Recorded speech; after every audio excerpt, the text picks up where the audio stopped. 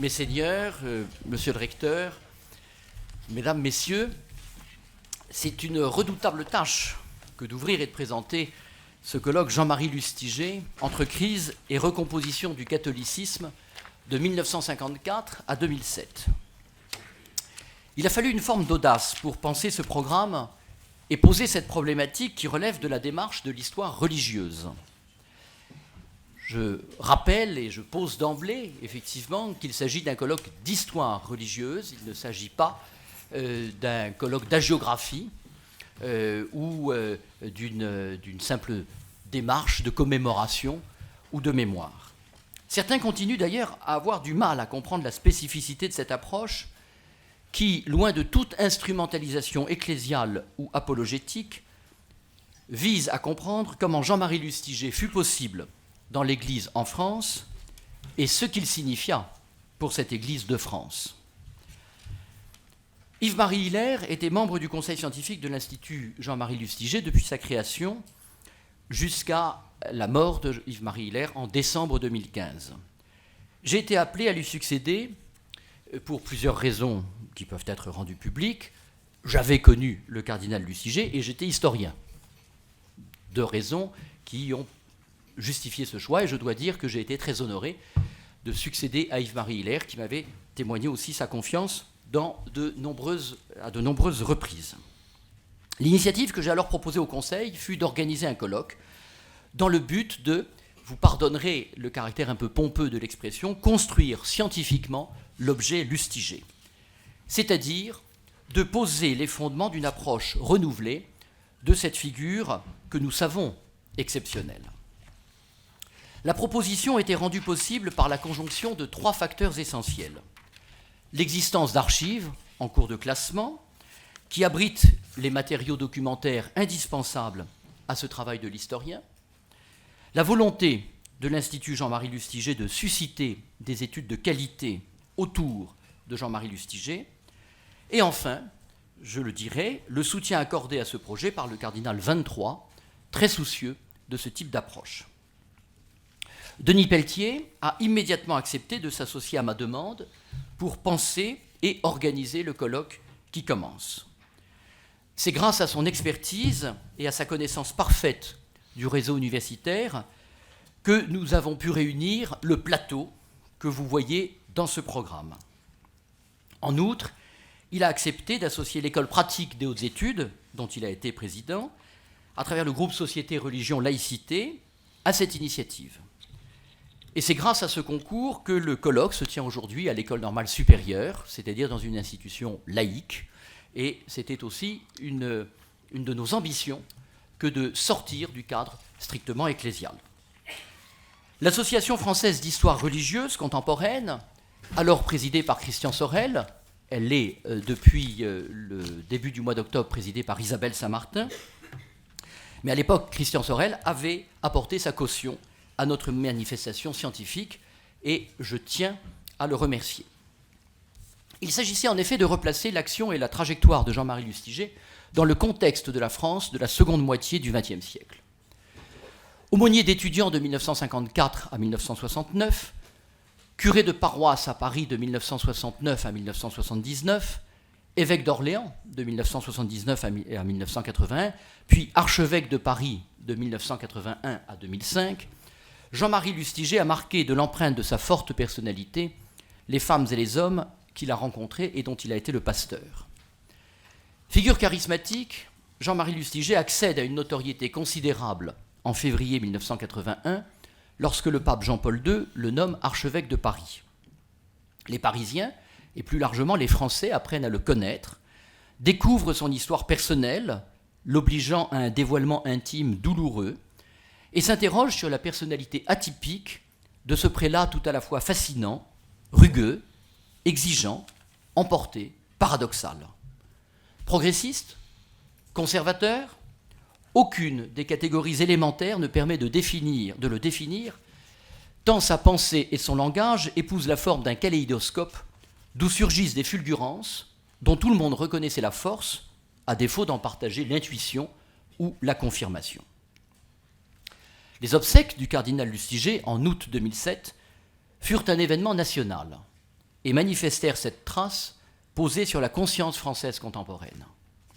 Or, cette trace interroge et demande aux historiens une analyse selon leurs méthodes et leurs approches.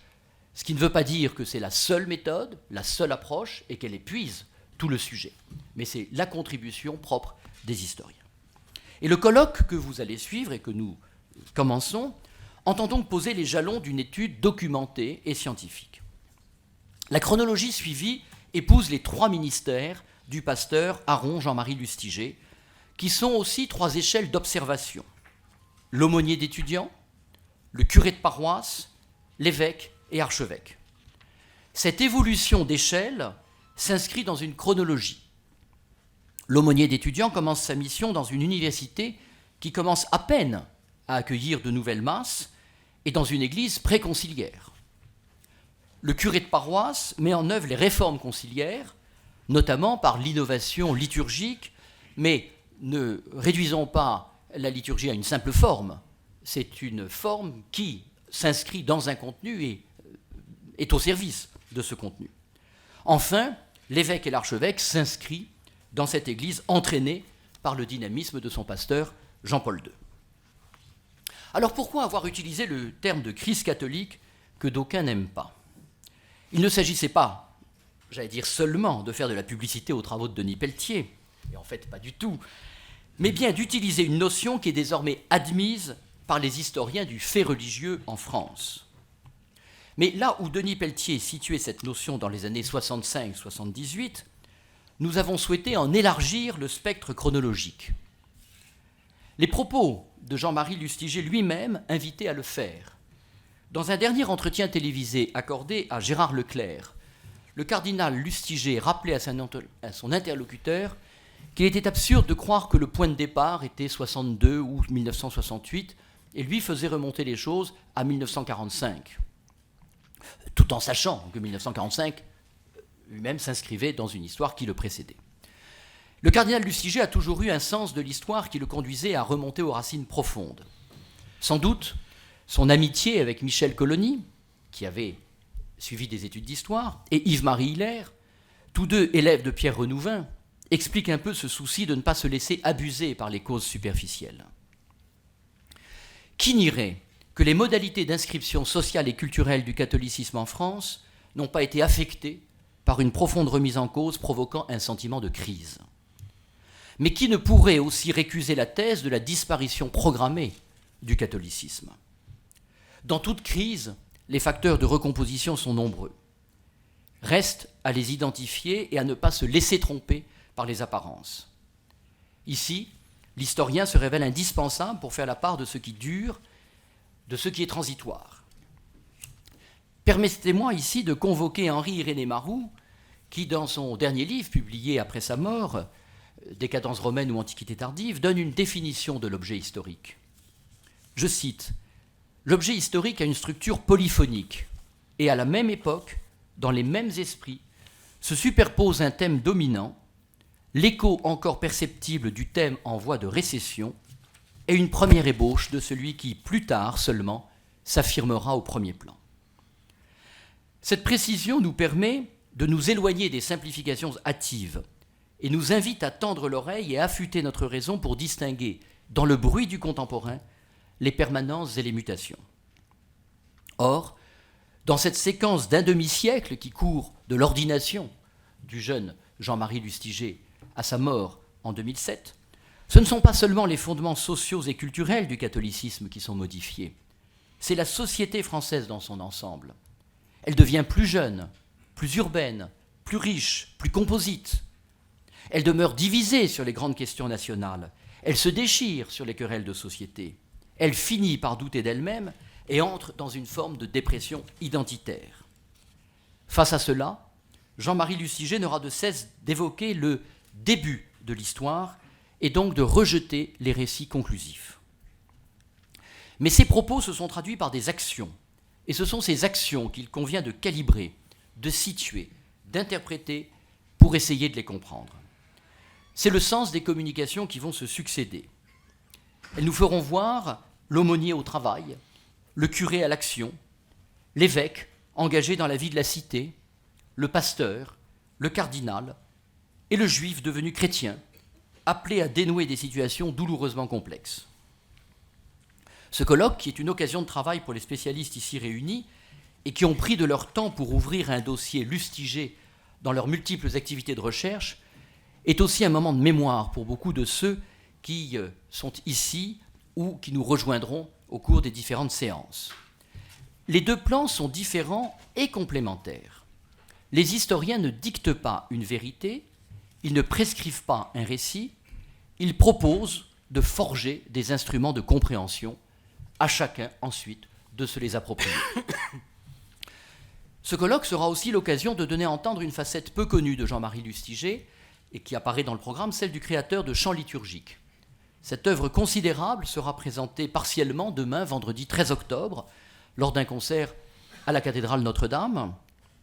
Elle a été possible, et je cite ici les propos du cardinal 23, par la rencontre providentielle avec un musicien suffisamment modeste pour entrer dans la logique de création et suffisamment talentueux pour lui donner une dimension artistique évidente.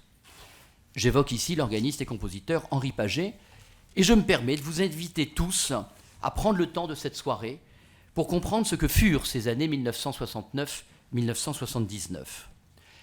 Elles nous disent que Jean-Marie Lustiger n'avait pas besoin d'être archevêque de Paris pour être exceptionnel. Et c'est sans doute parce qu'il était exceptionnel qu'il fut archevêque de Paris. On pourra après discuter cette proposition que je fais, mais je la pose. Mais aussi pour préciser qu'il fut exceptionnel parce qu'il a eu la chance d'avoir à ses côtés des femmes et des hommes qui sont entrés dans ses projets, qui les ont servis avec leur intelligence et leur sensibilité. Parfois, pour le faire, parfois, pour faire ce travail, et je ne le tairai pas, ces collaborations furent difficiles, car, beaucoup d'entre vous le savent, le caractère du cardinal Lustiger n'était pas facile. Cela fait partie aussi de son histoire, de notre histoire.